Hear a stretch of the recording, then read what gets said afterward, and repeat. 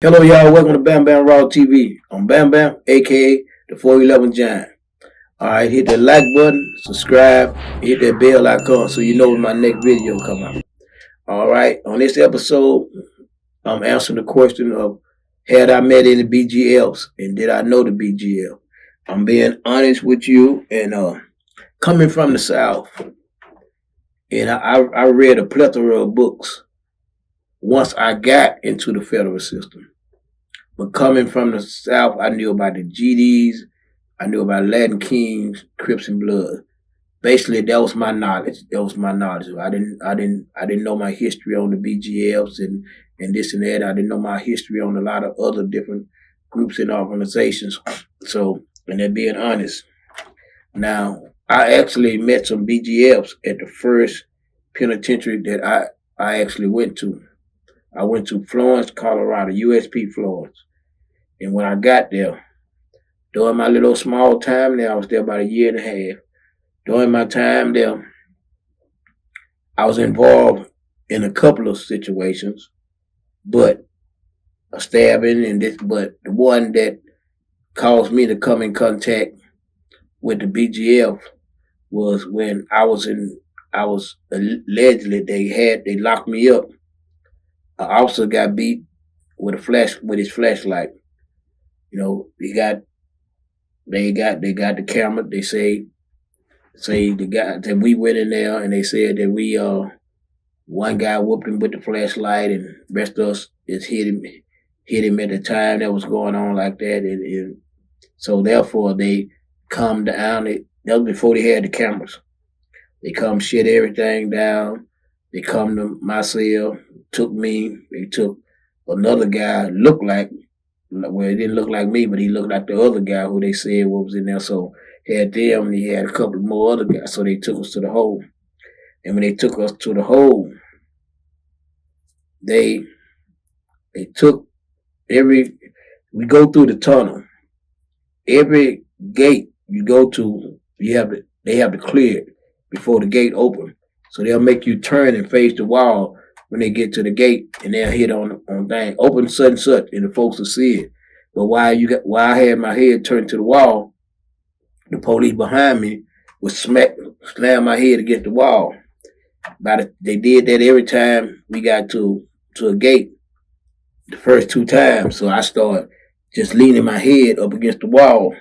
I leaned my head up against the wall so they couldn't knock it into the wall because it was already on the wall.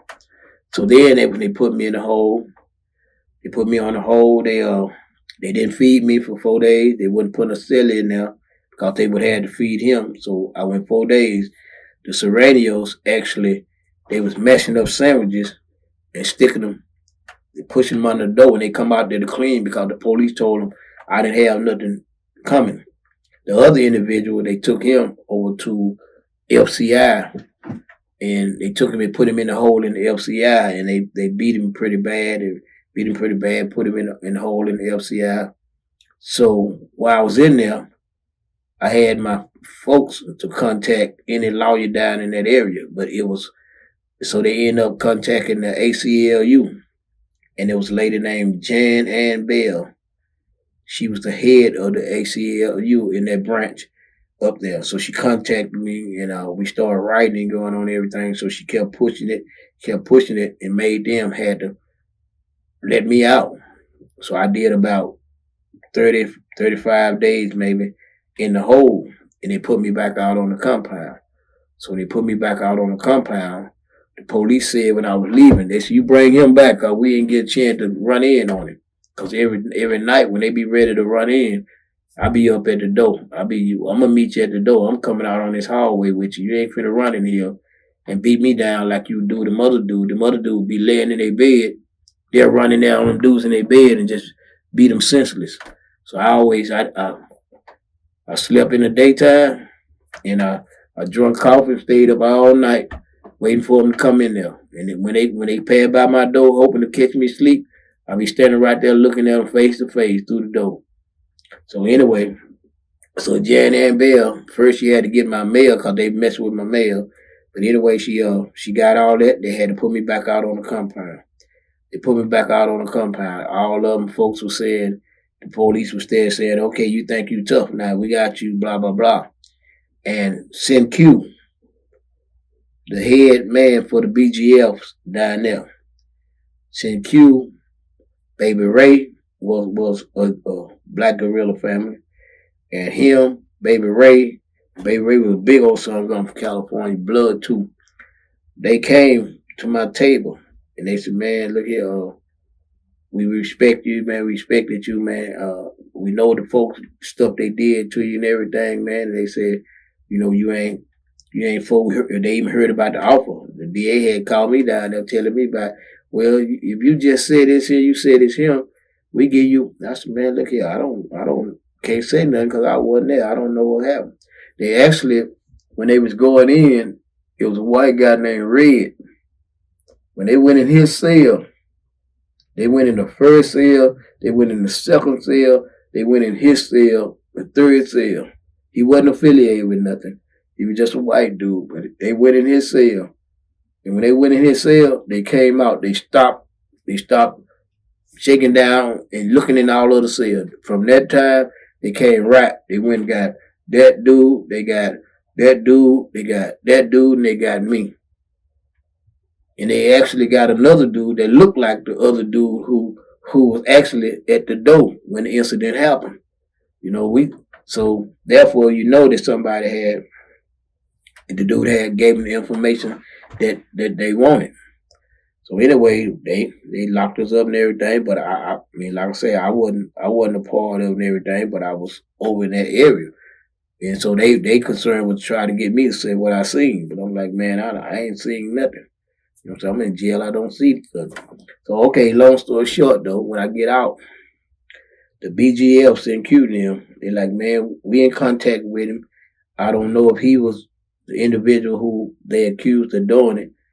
He was connected some kind of way, but I'm not sure. I don't know for sure if it was BGF, but I know he was connected with one of those groups. And they jumped him and beat him bad over there in the hole, and they was on top of it. They were getting lawyers on top of it. They were getting their people on top of it. And so Q was telling me, he said, listen, man, we got you. He said, we got you going. I said, man, I got myself. I'm cool. He said, no, listen, bro. We like you being a stand-up dude. We love that you're a stand-up dude, man. Look here, we got you. You need anything. The BGFs, send Q them, when the police used to start trying to give me trouble when I got out. They like, well, you ain't gonna last too long out here on the compound. I think they the one setting me up to have to stab that other dude because I think they sent him my way. And that ended up getting me shipped away from there. But anyway, send Q them and Baby Ray, they used to walk me to the dining hall. They walked me to the dining hall. We need more youngsters like you, man, blah, blah, blah. They walked me to the dining hall. Boom. When I was in there, I come out of the dining hall. When I come out, they get up from their table and they come on around like that. And so I'm coming, and it's the time they done took red, any shoes with red or blue on there because of the Crip and Blood thing after they had that big incident with DC. So now I'm coming out there. I got a pair of white tennis shoes. They ain't got nothing but a little bitty script. A red, I forgot what kind, a little red script and a blue script. So the police said, yeah, you think you're badass, huh? Yeah, look at, we need them shoes. Take them off right now. I said, man, I'm not taking my shoes off. You taking them shoes off right now? I said, man, I'm not taking my shoes off. I'm not walking. I'm the number one. I'm not walking back to no unit barefoot, and that's the number two. These can't be no Blood or Crip shoes because it got red and blue on them together. So that wouldn't even make no sense to call them gang paraphernalia shoes. I said, I'm not giving up. So they called the lieutenant. Lieutenant came over there. They got me standing up by the wall. And I'm like, man, y'all have to do what y'all want to do, but I'm not pulling out my shoe. I see them do it to other people, but you ain't finna do it to me. And CQ them, when they came out the kitchen, when they seen that, they came over there and they stood over there with me. The police lieutenant came. He like, all right, well, let him go on back to the unit. They let me, CQ them walk me all the way back to the unit. walk me back to the unit. I go in there. Boom. Matter of fact, me and I'm sitting down there kicking it, talking to, matter of fact, talking to Francisco Duran, one who shot up the White House. Me and him talking, and they come in by 6 o'clock that night. They come in there and say, pack your stuff. I pack my stuff, what up? Yeah, you go into the hole. You threatened the officer today. So I was like, boom. They took me to the hole. They took me to the hole then. I go in there again. I'm writing Jan Ann Bell of the ACLU in Colorado. I got a letter that I wrote that they actually put it in the Denver Post. I'm gonna try to look it up. But anyway, she got on top of it. She got in touch with the people. She sit there and demanded that they release me. They released me again. I stayed in the hole this time about 2 weeks. I got on out. They released me to the compound. When they released me to the compound, CNQ and them said, man, we was on top of it from our end out here. We were trying to find out what had happened with you, what had happened, and all the people in your thing said you hadn't did nothing. They just came in there and scooped you up. So it had to be about that incident. So they was on top of it. They was, for me, I don't know whether they're one of their brothers that I wouldn't say nothing about or whatever, but they was, I mean, they was trying to make sure of my safety. They took care of it. You know, CNQ, me and them got real tight. Me and Baby Ray was cool from the get go.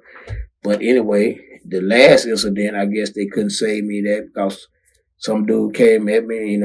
He came at me on some stupid stuff, and I ended up stabbing him, and me and him ended up fighting. Some girl, like I say, it was. But anyway, that is what got me shipped. So they couldn't, by me getting in that incident, Baby Ray and CQ, they have no argument because it was political when they was trying to get me to say something against the man who they alleged had do the office. It was political. But when they turn around, when I end up having to stab the dude, when stabbing the dude and all that happened, then now there was something that it wasn't connected with the cause. So I wouldn't even ask them to stand up for that, It wasn't involved with the cause. It's just a nut got in my way, stupid son gonna get in my way, trying to be too friendly and got too close. But again, that's my first meeting with the BGFs. Now my second meeting with the BGF will be when I goes to Lewisburg. I goes to Lewisburg. I got a couple of pictures. I meet guys, J Rock from Baltimore. He was a BGF. Steve from Baltimore. I got pictures with him. They were BGF. J Rock, I think he was a shot caller for the BGF at the Lewisburg facility, but he was from Baltimore. Steve was from Baltimore. And there was another little one there. I can't remember his name. Tim, I think it may have been Tim. But anyway, me and them got along good. Matter of fact, they the one, J-Rock was the one, he was coming from the dining hall when the lieutenant was gathering to come back and shoot us up. When Panama had that situation, they would come back to shoot us up. And he was coming from the dining hall and he heard it. So he came in, he gave us a warning. Hey man, them Lieutenant, I can't remember his name. The lieutenant, I can't remember his name, but he told us the lieutenant was heading back down. He said, man, I just heard him tell his men, we going back in there. We ain't going for that there. We finna go back in there. We finna shoot that song going up. And so they were heading down there. And when he came in, they let him in from the dining hall, working in the dining hall, that's when he gave us a heads up. And once he gave us a heads up, then everybody kind of like prepared when they came in shooting. And man, I almost said that officer's name, that lieutenant name. But anyway, so now I met them then. Me and them did a little business together. We hollered at each other and everything, and they was pretty knowledgeable dude, very knowledgeable. You know what I'm saying? They was about their cause. They step up for anything that was relatively close to their cause. Now, last time I meet somebody that was even associated with the BGFs was when I met Big Rock down in Supermax ADX. And I met him in the step down unit. I had seen him before and, he talked to the people on the range. But I met him in the step down unit and I found out later that I knew he had a loyalty for the BGF been going on. I didn't know why until later on through reading up on him. I realized that the Dead Man Inc. that he was the leader of was started under the BGF. Cause that's what he's holler at me about a lot of BGF dude. They asked me about J Rock, they asked me about dudes, and I'm like, okay, well he's a white guy who hang with black dudes and everything. So he was asking me about black dudes from Baltimore, black dudes from these places, and I didn't really catch it that he was asking me all these dudes he was asking me about was basically BGLs. But you don't ask them a whole lot of questions. Anything you can't put together in your mind, you leave it alone. You get to ask them questions, then you putting yourself out there in a danger zone. You don't want to know no more than you can figure out. If you figure it out good, you keep it to yourself, but still, you don't go to asking no questions. Again, okay, I thank y'all. That's my encounter with the BGF. I'm sorry I can't give you more, but I got to give you the truth. I can't add nothing to it, and I can't take nothing away from it. Hit that like button, subscribe, and hit that bell icon so you know my next video coming out. All right? 411 Giant, Bam Bam, coming at you. Peace.